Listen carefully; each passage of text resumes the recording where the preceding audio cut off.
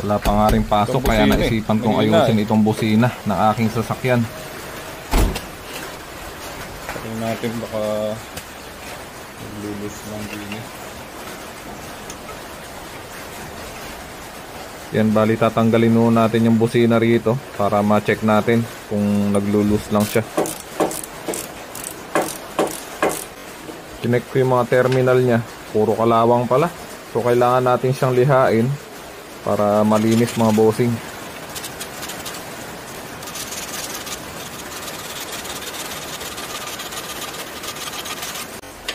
Ipit-pitin nyo itong ano niya, itong terminal niya, kasi medyo maluwag na siya mga bossing. Tapos sa paglalagay wala namang polarity yan, kahit magkabaliktad ayos lang yan. Problema dyan.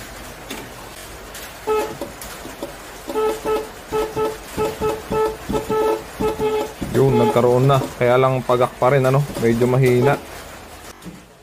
Bali, nirekta ko muna siya sa baterya kung talagang goods pa. Goods pa naman mga bossing. Kahit itong isa, goods pa din. Pero mahina pa rin yung busina niya eh. Minsan nawawala pa. Palagay ko dito yung problema.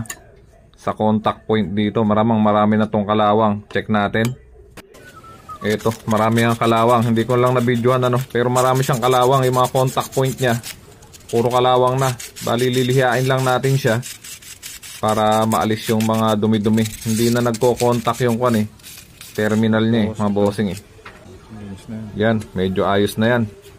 Tapos itong mismong terminal niya, lilinisin na rin. Tapos nakita ko nga itong bakal niya rito, kinakalawang na pala. May moisture siguro dyan kaya kinakalawang mga bossing. Nilagyan ko siya ng turko para mawala yung kalawang. Pati itong mismong plate niya para mawala na rin yung kalawang dyan. Okay, testing time. Ibalik na natin itong mga pyesa na binaklas natin kanina. Yun!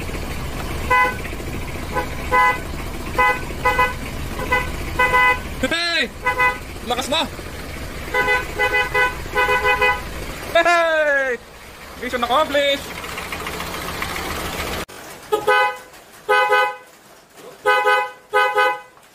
Hey! Mission accomplished!